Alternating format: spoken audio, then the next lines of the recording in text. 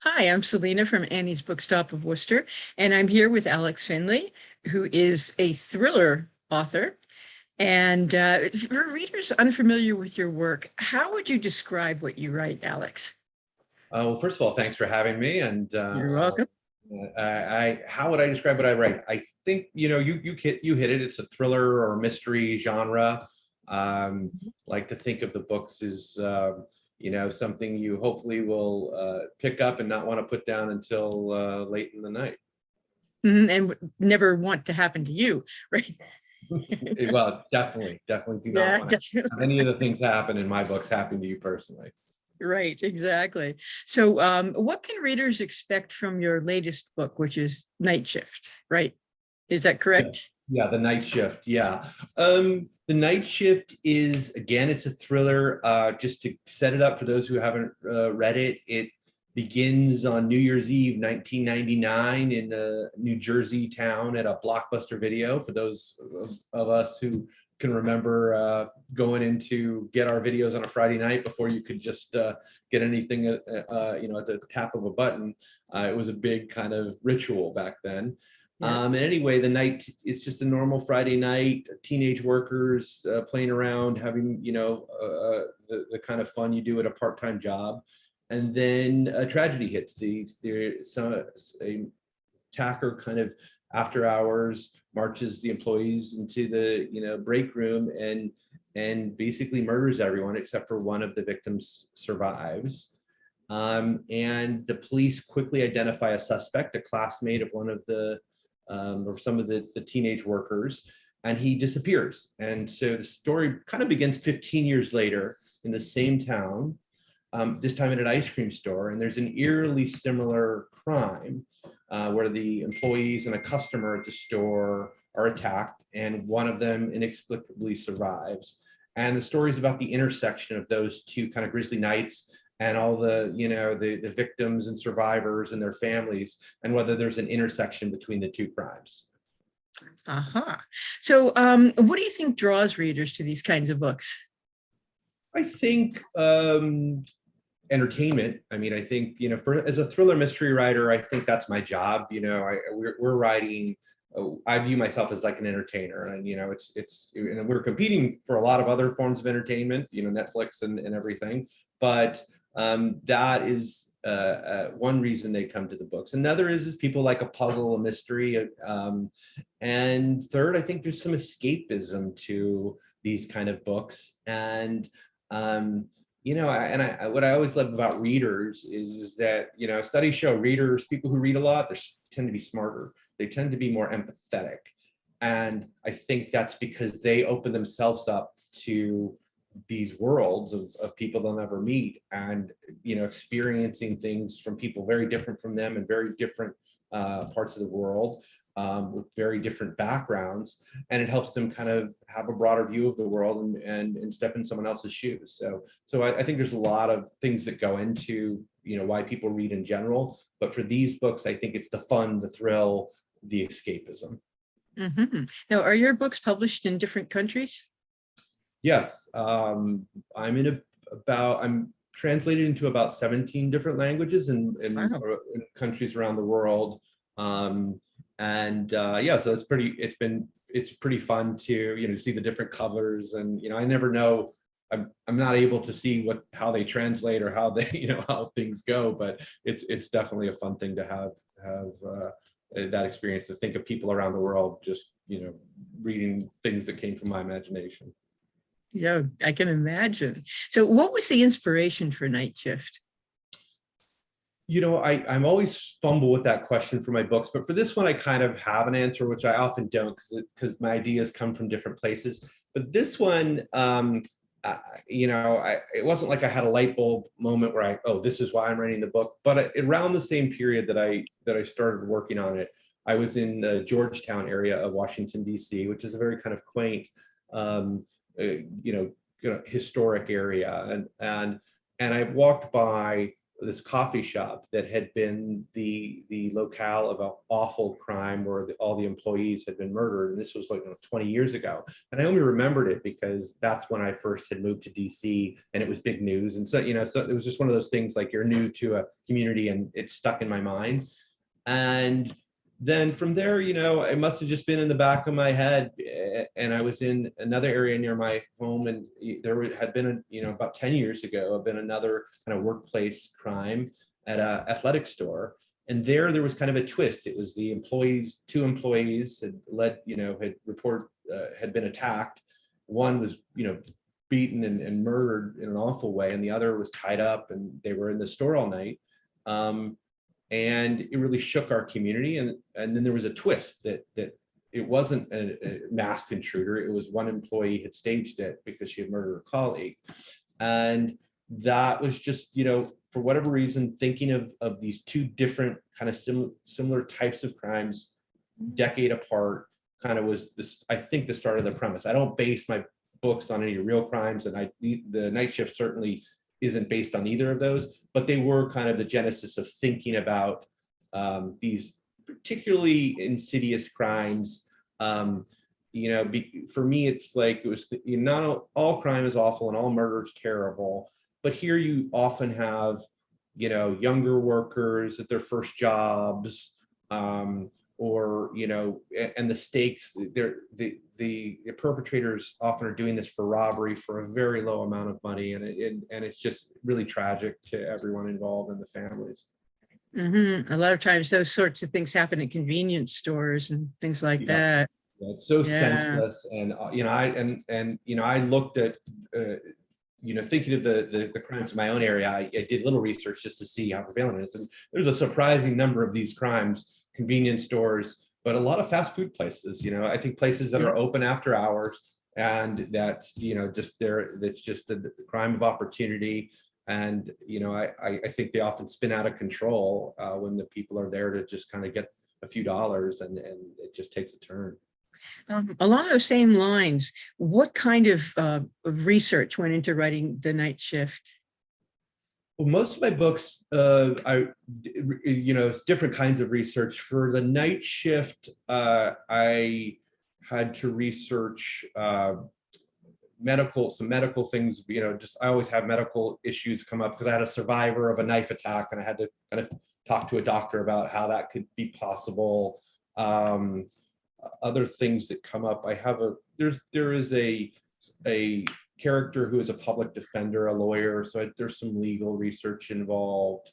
And so you just kind of go where I hate research, to be honest with you. I hate doing the research part of the books, but you have to because you just don't know when a story takes you somewhere.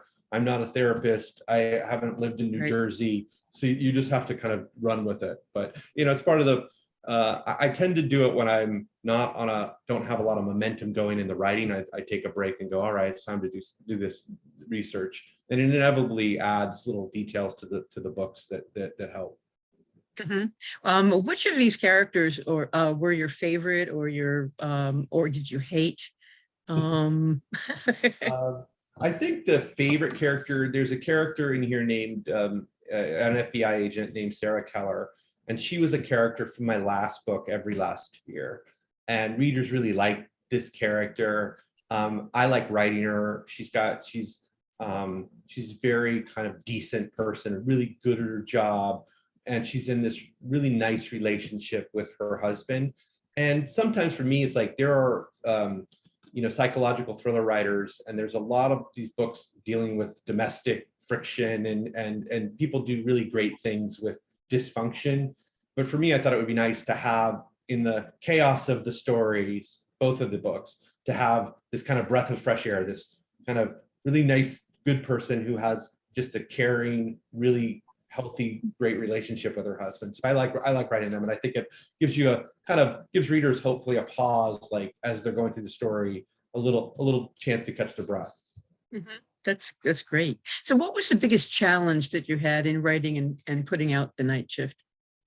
My biggest challenge always is time. The clock is my enemy writing these books, and I'm for my genre, the publishers like to keep you on a book a year schedule, and And there's a lot of reasons for that, and I understand them.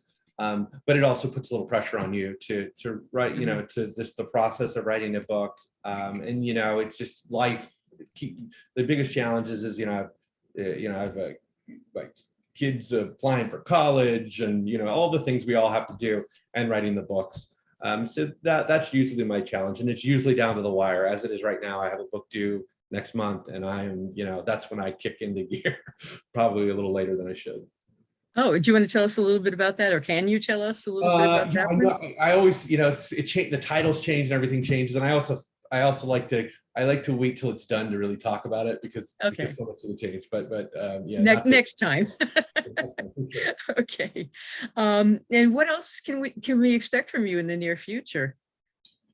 Well, I mean, I'll have a book coming out. The Night Shift will come out in paperback in the fall, so there'll be a little bit from there. And I'm where we the Every Last Fear is in development for a limited TV series. So hopefully we'll have some news on that. And then just next March I'll have the next book. And otherwise, I'm just trying to keep my head above water. Okay, great. Now, I have some questions for you about being a writer. Mhm. What's your favorite part about being a writer on the whole writing and publishing process? Yeah, I think my favorite thing about it is that something comes from nothing. It's a weird thing to say. It's like I have these imagination and create this story, and then the next thing it's in tangible form in bookstores all around the country. And so that's kind of really gratifying, because you do spend a lot of work in it. You do the best you can. You make mistakes, and you're always thinking about the book, and it's just a fun job. I mean, I love doing it, and so that all those things. Okay. And what's been your favorite adventure during your writing career? I've had many great adventures, and that's been one of the really great things about this. I'm a lawyer, and I practiced law for a lot of years, and so it was nice to kind of get involved in this different community with writers. I found have been, really a warm, welcoming group, very supportive. I have a lot of best-selling authors who had nothing to gain by helping some unknown guy who was trying to publish a book go out of their way to help me. That's been gratifying. As far as actual adventures, I had one in the fall, where my Danish publisher invited my wife and I to the launch of my book Every Last Fear there, which is called Raw Nature there. I never pronounce it right. But so we went to Denmark and toured the country, and did various events, and they had a launch party at a museum. And so it was really just, and the publisher was just, the people there were just so welcoming. And it was special because we hadn't traveled in 2 years because of the pandemic. Right. And it was in that brief window where kind of we had thought we'd beaten it, and they had too, before the Omicron variant. And so it was all those kind of things like, wow, we're finally out. The world's getting back to normal. And then we came back, and a week later, things, kind of took a turn. But hopefully we're now finally on the path to some level of normalcy. Wow. So you started to mention meeting other authors. Are there any groups, clubs, or organizations that have helped you in your career? Yeah, I can't say enough good things about the International Thriller Writers Association, ITW. They are a tremendous resource to people who are on their journey to getting published, but also people who are published.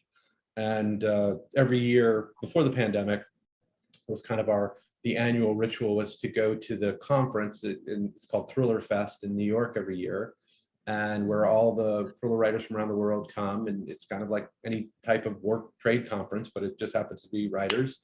And so this year they haven't had it for a couple of years, and this year they're going to have one in May. So I'm really looking forward to going to that and seeing old friends, and meeting with people who do this kind of unusual job.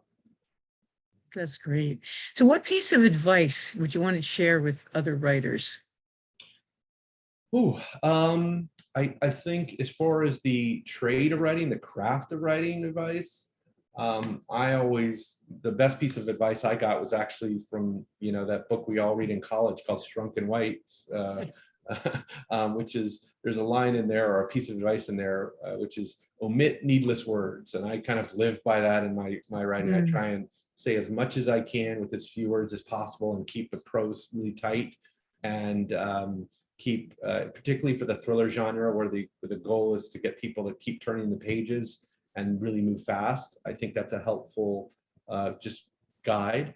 As far as other advice, just the more general, if you're starting out and you want to be a writer, you just have to be prepared. It's going to be a long road. And, I don't know any writer who's been published who doesn't have kind of a tale of the perilous road of rejection and all the things that happen before it happens. But I think that's actually what makes you ultimately a writer. If you get through all that and you keep going, you keep trying, you try and get better, and you just don't give up, and then I think that's the earmark of that you were meant to do this, because it can be very painful. But I can speak from experience, years of rejection. Yeah, I think most writers have had that same thing, Yeah. as you said. Yeah. Now, questions about you as a person. What is one thing that most people don't realize about you? That's a good question.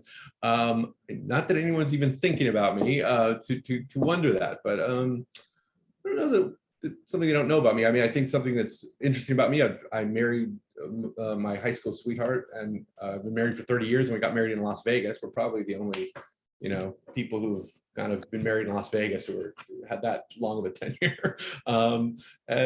Yeah, so I mean, that's probably the most interesting thing about me. Okay. And what is or are your passions when you're not writing? And how do you make time for those hobbies and things that you love? Yeah, it's hard. I think like my family's obviously my priority of the thing I do, and it's getting easier now that my son just graduated from college last year. My daughter's in college, and my youngest is leaving for college. So there's a lot that went into getting to that stage, but we're starting to feel like that they're kind of going off and thankfully going off on their own and having their own adventures. Beyond that, I love movies. I'm a huge movie buff, and I integrate a lot of movies and pop culture and the things that I'm interested in into my books. But that's about all I have time for. Just work, family, and movies are probably my biggest hobby. I don't do anything super interesting like fly planes or anything. I'm basically, when I get some free time, I watch Netflix and relax. And what does your writing space look like? And what do you need to have around you when you're writing? Yeah,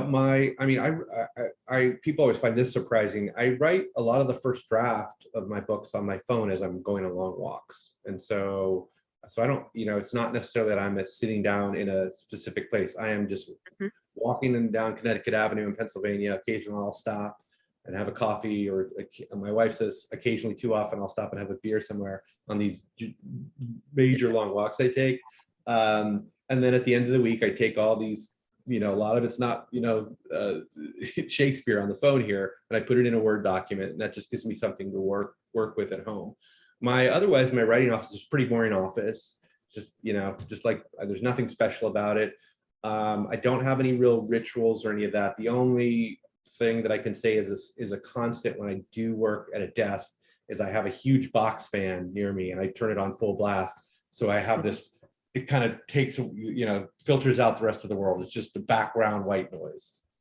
Okay. So you don't listen to music, or you prefer silence? Yeah, I prefer kind of the hum of this, kind of being in a wind tunnel, weird white noise, but I do occasionally listen to music. Sometimes if I'm going to write like a more dramatic scene, I might listen to a soundtrack from a movie, and sometimes music, but most of the time, it's really just the sound of this fan. You can probably hear in the background here even now. Nope. Oh, good. I turned it down below. Okay. And do you have any favorite foods or drinks that you usually have while you're writing? No, I usually don't, because if I eat when I'm writing, I'll get to make a huge mess, and so occasionally I will have a vodka drink if I'm working super late at night, but otherwise I don't really have any rituals that way. Your water, coffee? Water, coffee, yeah, always coffee. Yes, right. Yeah, but that I need that regardless where I am, whether I'm writing or not.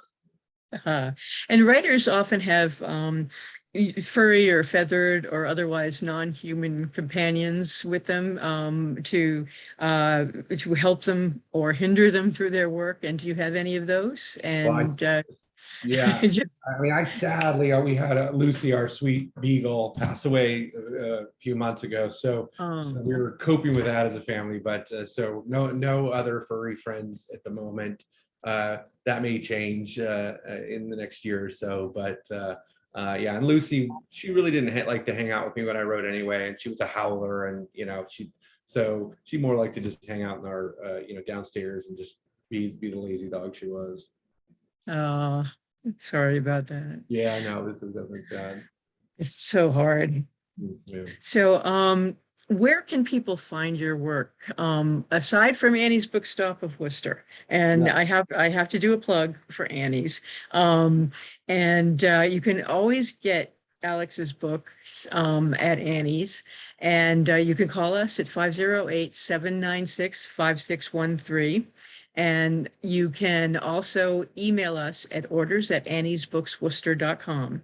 So, and where else can people find your book?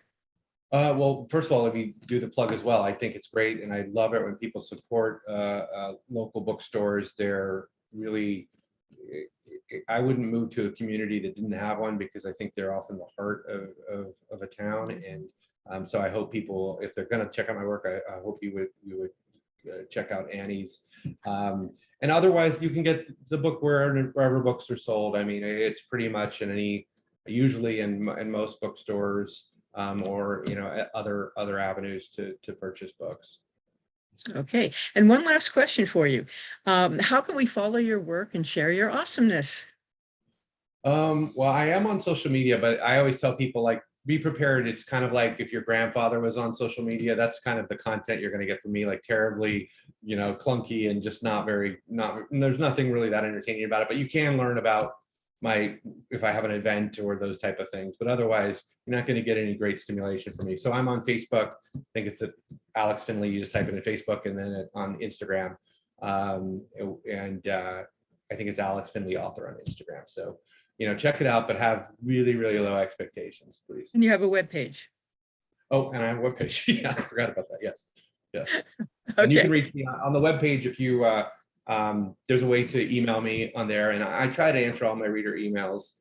So, if you have a question or finish the book or anything, I love to hear from readers. Great. Okay. Well, that's all I have for you today. Thanks so much for doing this interview, and hopefully your books will sell well.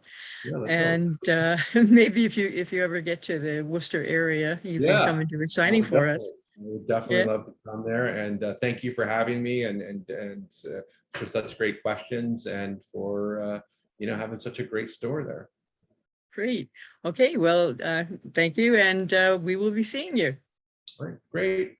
Take care.